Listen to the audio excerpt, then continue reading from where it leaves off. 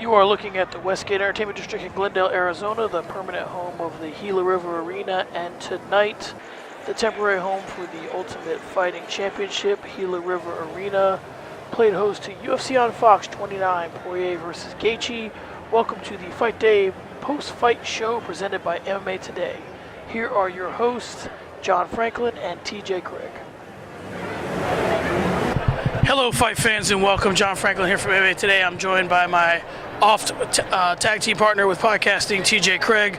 We're here out front of the Gila River Arena. Great event, UFC on Fox 29. Justin Gaethje and Dustin Poirier were the headliners. So, TJ, let's start top of the card. Dustin Poirier defeated Justin Gaethje. He knocked him out in the fourth round. Talk me through your thoughts on the fight. What did you think coming in, and what kind of played itself out? Well, coming in, I discussed it before. I think Gaethje should have went to his arsenal with some different stuff, and he didn't. He wanted to stand and brawl, and Dustin was ready for that. And during the fight, it was a great fight, but all you saw was a bunch of brawling going on. Gaethje didn't go to his arsenal. He didn't use his wrestling, and what Poirier was doing was sticking and getting out of the way, I mean, he took some serious leg shots, but when he was in there, connecting 1-2, he'd bounce out of the way so he couldn't get countered. But overall, it was a great fight. So usually with fights, there's a lot of different ways that a person can win a fight. One of the ways they say is determine whose fight the two fighters are fighting, and then in a long enough timeline, it'll play itself out. They were definitely fighting what seemed to be a Justin Gaethje fight. It seemed like Poirier was willing to engage in the kind of fight that Gaethje wanted to fight. What made this different than other fights where Gaethje has had a similar game plan and came out on top? I think the difference was Poirier had a good game plan of sticking and moving out of the way because he knew Gaethje was a counter fighter, and he would duck down, swing for the fences, but he was never getting caught. And I think that was it. He didn't have to worry about the takedowns because Gaethje wanted a brawl. So Dustin knew he just had to stay on the outside, come in, shoot a couple of times with the left, right, and then bounce out of the way, and then he was just picking him apart. I remember when we were watching the fight, you were struck by the statistics. Let's take a look at the stats and tell me, what about Poirier's performance sticks out to you? I mean, was it volume? Was it quality? What was he doing? First, talk about the stats, and then specifically what he was doing. So on the stats, Poirier threw 357 shots, 357, landed 179 at 50%. That was the total strikes thrown. With Gaethje throwing 213, landing 116, and he was 54%. But the most thing that stood out was Dustin Poirier's shot, how much he threw. And I said that after the first round. I was like, I don't know if he can keep this much volume up through all 5 rounds, because he was throwing, I think after the first round, I saw he threw 179 punches, and that was a lot. But in total, he was just moving, sticking, moving, and getting out of the way. But it was a high volume for a fight like that. And he seemed to me very content to, I don't want to say content, what I liked about what Gaethje was doing, like you said, was he was moving in and out, so he wasn't there for and if I say Gaethje, I apologize. What I liked about what Poirier was doing was he wasn't there for the counters, but also it seemed like he was effectively going to the body, he was going to the head. He was really varying his punches in a way that he hadn't against Conor McGregor. He's starting to evolve as a fighter. He called out in the post-fight, he called out the champion at 155 pounds, Khabib Nurmagomedov. Does that fight interest you? Are you kind of just, it's either Ferguson or it's Conor, that's all I care about for Khabib, or do you think is Poirier in that discussion? Listen, the last 2 fights, Poirier, he's cleaned up his game a lot. He looks smooth tonight, like silky smooth. He was throwing jabs. He was bringing them back to cover up with the guard. I mean, it was really clean, in and out. Khabib, I think that would be a great fight right now because we don't know what Conor's doing Conor stuff, right? And Tony's out with the knee. So I think that's a great matchup right now. Let's move on to the co-main event. It was Carlos Condit against Alex Oliveira. Oliveira got the win. It was in the second round. Really a very deep guillotine. One thing I wanted to tell you during the fight, I didn't tweet it either, was that the respect that the MMA community has for Carlos Condit, I mean, anybody else, that deep of a guillotine, they call it, but the ref would not step in out of respect for Conor, right? So, out of respect for Carlos Condit. So, what did you think about this fight? I mean, obviously we'll get to what's next for Carlos Condit after this. What's next for the Brazilian cowboy, Alex Oliveira. What did you see in the fight? What stuck out to you?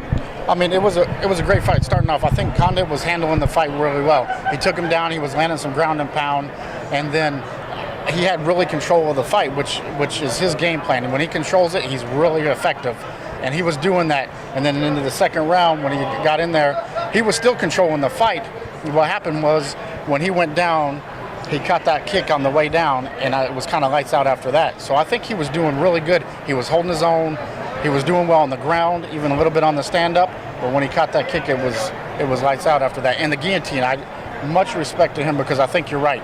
Even I think Herb Dean ran up to the cage to see if he was out when he was locked up. Yeah. He was doing well, and if he was out, he came back too.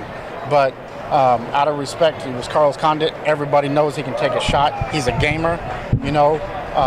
You really don't get to finish him not on a feet, but you know, in the end, he got in that guillotine. He just couldn't get out.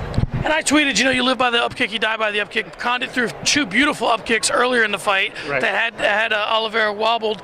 So what's next for Carlos Condit? I mean, I also tweeted, you know, I'm not Carlos Condit's father. If he wants to fight, then let him fight. I'm fine to watch it. But I honestly think that he has a lot to contribute to the MMA community that he's not tapping into. So is that what he should be doing? Should he be a coach? I mean, he has a great MMA mind. Right. So should he be doing that? What's next for him? Well, man, Real quick, before you answer that, is he a Hall of Famer? He's a Hall of Famer. Right. Absolutely What's Hall next? of Famer. The Hall of Fame or something else? Man, you know, I'm a huge fan of Condit. I don't really want to see him get out of the game, but you're right. His mindset is pure MMA. He's been in it since he was a young man, and he has the knowledge to pass that on. And he's at a great fight camp. So, you know, passing that knowledge along to these up and comers would be great. I wouldn't mind still seeing that Brown fight, and maybe that's a retirement fight. You know, UFC would definitely give that if he went to him and said, "Hey, you know, I want a retirement fight." Absolutely, I think they would give it to him. I think a fight between him and Brown at sort of like Carlos's preferred location, if you will. I doubt there'll ever be a UFC in Albuquerque, but if there was, and I think that, you know, he fights Brown, win or lose, he leaves the gloves in the ring and just in the octagon and calls it a career. All right, let's move on to the much hyped last style bender, Israel Adesanya. He went the distance with Marvin Vettori. The decision was split. So were the opinions of the fight. Right. So were the opinions of Israel Adesanya coming out of the fight. What was your opinion of the fight? What was your opinion of his performance, and where are we headed with this kid? I think with Israel tonight, he matched up with a great stand-up guy in Marvin, and it gave him a little bit of trouble because he knew he couldn't get in quick because of the power Marvin had. So it was kind of threw him off his game. Because I'll be honest with you, tonight he didn't really impress me. With all the hype coming into this fight, I was expecting him to come in, finish it. You know, use some of his styles of some leg kicks coming in and out, and it just wasn't happening for him tonight. I mean, he got the split decision, but it could almost have went any way. But really, he's going to have to keep developing. And I know we were talking during the fight that his style, it's almost like he wants to create his own highlight reel, like you were saying. And I think that's absolutely the truth. I think he needs to humble himself, get back down, and understand this is the UFC.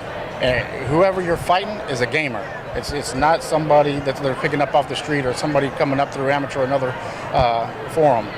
It's the UFC. So you're going to have to round your game out a little bit. Well, when you talk about master levels as a fighter, the thing's always separated John Jones, and that's the comparisons that are obviously drawn most often to Adesanya is John Jones. And the thing that's always impressed me about John Jones is he had highlights off of he understood where the match was, and he would get a highlight off that. When he dropped, I want to say it was it Ryan Bader with the reverse elbow? Whoever it was, I mean, they were in a clinch. Yeah. And he spun the elbow out of that. It wasn't like he was like, I think John Jones has a lot of things in his head that he wants to do. Machida when he dropped him? Yeah, but when they present themselves and he goes with them, he doesn't say, I'm coming into this fight and I would love to get a head kick knockout. Right. That would look cool, or a flying knee. I think that, you know, the last style bender kind of, you know, Adesanya gets a little bit wrapped up in what he looks like on film. Right. And once things happen a certain way, and it just didn't happen tonight. Marvin Vettori is certainly a game fighter, and I would have wanted to see a little bit more out of Israel. You know, you shouldn't be going the distance and split decisioning guys that are sort of also rants. Right. All right, up next was Michelle Waterson and Courtney Casey. Again, another split decision. Courtney Casey is an Arizona fighter. She fights out of the lab. I thought this was a great fight. I mean, I gave the first and the third to Casey. Right. She had a lot of submission attempts. She looked sharp. So, but obviously it didn't go her way. So how did you see it? Well, I think the big key, and if you look at it, the significant strikes, Watterson had 61, Courtney had 36. I think that was the main factor in that fight. I was really surprised. Watterson was getting in there, moving around quick, didn't get caught in the corners. She was moving around, and even when she got a couple of takedowns, and I think what separated her with the fight, she looked really good, determined tonight, and I think she's on her way up. I think her game was well rounded today. Let's have this conversation. So 3 takedowns for Watterson, 3 submission attempts for Casey. Do they cancel each other out? Do they have nothing to do with each other? Like, how does it work? How did you see it? Are the takedowns more significant than the submission attempts? What did you see out of it? I think the takedowns were a little bit more significant in this fight, just because when Watterson had her down, she was landing elbows. She was striking from the top. She was landing some good shots, and I think that negated those submission attempts. All right, so let's move on to what was the final fight of the main card, which was Antonio Carlos Jr. against Tim Boetsch. Tim Boetsch is obviously a guy who's had a lot of fights in his day, fought everybody when the 185-pound division was, I don't want to say loaded, but when it had a lot of names with the Bispings and Silvas, and there was a lot of Okamis at 85. Boetsch held his own. Jr. gets the submission here in round 1. Obviously, you couldn't have predicted that going in. Is this more a fact of Tim Boetsch being finished, or Antonio Carlos Jr. being the real deal? Listen, Antonio was a big dude. We were talking about that too earlier. He is a huge guy. One tough at heavyweight. Yeah, and he's big at 185, and you can kind of see that power. And when you're that big, you get to throw people around and impose your will. And I think that's what we saw tonight. And he just smothers you, and you don't have time to react or what usually your game plan is. He smothers you, comes in, and gets the job done. And when he's that big, he can eat some of those shots on the body, off the arms. It's not going to affect him that much when you're that big. And I think he did a good job tonight. I think he's the real deal. I wasn't really sold until I saw it tonight, how he pressed forward with the fight. And listen, Tim is a game fighter. Dude has a chin. He can brawl. He not a bad ground game, but Antonio came in and did his thing. Let's talk about Carlos Jr. for a second as far as 185 pounds goes. So do you see him as being able to crack into that top 15? I mean, is he ready for a top 15 fight? Not at all? Like, what do you think? Who would you give him next? I mean, they got Tavares ranked at 15. He won tonight. Right. I think you have to give him a top 15 fighter, because the way he's finished his last couple fights, he's definitely game to do a top 15. And I don't know the best one on there. I don't know if you go ahead and move him all the way up to a Branch or to a Belfort, see if he wants to come in and fight. But I think it's somebody, or if you match him up with somebody, you can go all the way up to 4. Go ahead and why don't you throw him somebody with the same kind of body style, like a Chris Weidman. Mm-hmm. I think those would match up, because Chris Weidman's a big one too in that division. I think he deserves a top 15, and 4 maybe is way too much up there. But around the 8, 9, and 10. Yeah, I wouldn't mind seeing him against Uriah Hall. I wouldn't mind seeing him against Krzysztof Joko, who lost tonight. Right. So I mean, it's a little, typically you don't give a fighter that wins a guy that lost. But Paulo Costa. I mean, there's some guys there I wouldn't mind seeing him against. I'd like to see Brad Tavares get a top 10 fight, so I wouldn't want to give him that. But I think he deserves, like you said, somebody in the top 15. All right, let's go to the rest of the card. We'll do some quick hitters here, and one sentence or so about him. Muslim Salikov defeated Ricky Rady. I mean, this came out of nowhere. Rady came in, North Carolina guy with a lot of hype, and he got knocked dead. So what did you think about this fight? There really wasn't much to think about it. There wasn't much action going on until basically the last 30 seconds. I said the last 30 seconds of that fight was where it was at. Muslim was staying steady. He wasn't getting really into the ball, because the hype of Rady he was a knockout artist. He has some power. He can do his thing in the ring. Well, Muslim, he held his own, waited, and when he got in, it was lights out. And then we landed those 2 on the canvas. It was game over. Pretty much all to say about that. John Moraga defeated Wilson Hayes. It was a unanimous decision. I think both of us gave Moraga the first and second. Hayes looked good in the third. The fight obviously ended with Hayes on top.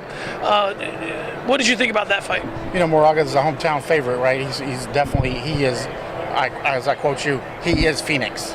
And he came in and he looked good. He looked smooth. He was landing shots.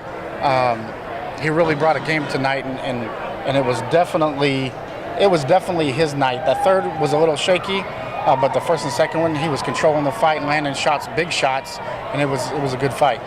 So, not knowing who off the top of our head, I mean, I'm sure we can bring it up real quick if we wanted to, but who do you see for him next? He was 10. Hayes was 6th. So, I mean, Sergio Bay, should he get a top 5 fight? I mean, he's fought for the belt before. Maybe that's not the next fight. Yeah, I think he definitely deserves a top 5. You know, with his game and definitely just how quick he is in the ring, I think he's game for anybody, and I'd definitely give him a top 5 fight. All right, well, let's stay a little more true to our word. I apologize for being the one that took this off the rails. Again, let's do one or two sentences to get this thing a little bit wrapped up. Brad Tavares versus Krzysztof Joko, 3rd round knockout. I thought Tavares looked good. He did. He looked good tonight. He's on a good winning streak. He definitely deserves to move up and fight a top 10, I think.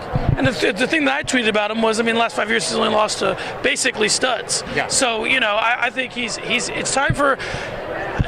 This is how I think about the UFC. I think sometimes you know guys are building their careers, and then sometimes the guy's been around for a while. And you got to say, we got to figure out what we have in this kid, right? So let's give him a top 5 fight and see if he's a contender. If he's not, let's just move on to somebody else. So either give him a prospect who's ready, you know. So from that perspective, maybe an Antonio Carlos Jr. makes a lot of sense for Tavares because we can see we have both of them. Right. I'd like to see him get a real shot. So, all right. Next up, Gilbert Burns defeated Dan Moret, knocked him dead all over the Twitterverse. They were saying he was folded like a chair, Like an accordion. and I thought Moret was looking good up until then. I mean, it's a hell of a thing to say. I thought he was looking good until he got crumbled. No, I think it was Burns. Listen, that Burns, he kept on saying it after the fight that right hand is dangerous. You know, he has a ground game, but look out for that right hand. Tonight he showed it, and it was super impressive. So I'll run through the rest of the results, but we're only going to really talk about the one fight. Lauren Mueller defeated Shanna Dobson, unanimous decision. Yushin Okami defeated Diego Lima, same way, unanimous decision. Alejandro Perez defeated Matt Lopez, knocked him out in the 2nd round. Luke Sanders defeated Patrick Williams by unanimous decision. But Adam, and I'll defer the name to you, he got himself a bonus tonight. Did you see that? I mean, his opponent, Arhan Bular, came in with a lot of hype. You know, he's a big guy. Obviously, the turban thing. You know, he's being one of the first. You know, he's obviously representing something bigger than himself and doing that. But what? How surprised were you by this? I was a little bit surprised because Wizard Chick, he wasn't winning the fight at all. Really, he was getting controlled. He was down, and then all of a sudden I guess I might just have to say he stayed calm when he was on the ground, and next thing you know, Omoplata comes in and he's tapping out and he's winning the fight, and it was the second one in UFC history to win by that, and he got the fight. He got a bonus. Right. So let's go ahead and put a ribbon on this night and call it a night. The UFC comes back to Phoenix. By my recollection, this would be the 3rd time. Obviously, the Stipe fight, and then there was one in between. I can't remember who it was, and then now this. So, and we'll go through the performances real quick. Poirier and Gaethje was fight of the night, deservedly so. Performance of the night was Alex Oliveira, the Brazilian Cowboy, and another performance of the night was Adam Wizard Chick. So, how did you feel that this card? I mean, going in, we thought it was going to be a good one. I mean, no matter what, we had Poirier and Gaethje, but did you think, as a whole, the card was going to be this good? I felt well fulfilled by this card. I thought it was a good one. I think it was a great card. I told you that coming in.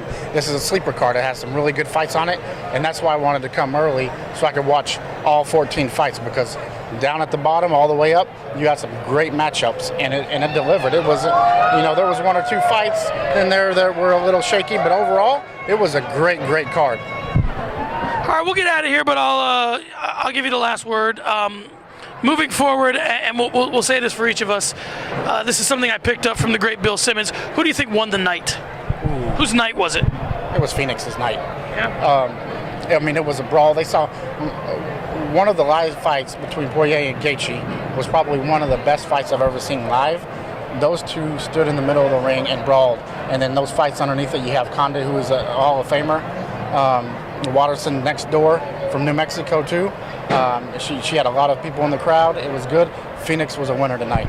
A lot of people that you're happy for coming out of this, obviously John Moraga, obviously Wizardcheck, obviously, you know, a lot of people, Waterson, you know, people that got a lot of wins, a lot of great wins. But I think the person that won tonight is Dustin Poirier. I think he really positioned himself for a fight with the winner of Khabib and Tony. If he plays his cards right, I think that he may not be any more marketable than he was yesterday, but I do know this. He went into a very hostile environment, a very hostile environment, and got a finish. So to me, with a bum knee. yeah. So to me, I think a guy that's very almost impossible to finish. I mean, he only gets finished by studs. Right. You know, I mean, he's only ever been finished by Eddie Alvarez. So I think tonight was Dustin Poirier's night, and like you said, Phoenix, it was a great showing out here. You know, of course, we know it's Glendale, but it's the Valley, it's the greater Phoenix area. Great card, great venue. We're out at Westgate. If you're in the area, make sure you hit Westgate and go to some kind of event here at the Gila River Arena. It was great. Everybody here was great. So from the Gila River Arena, the aforementioned, I am John Franklin. This is TJ Craig. We'll see you next time.